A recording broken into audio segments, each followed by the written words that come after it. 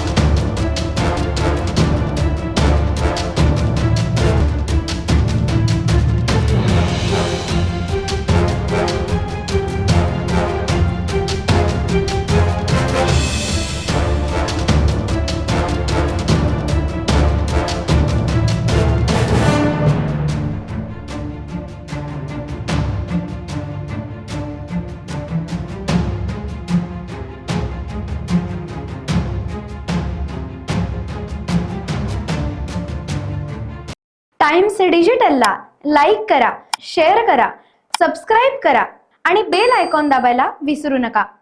Times digital.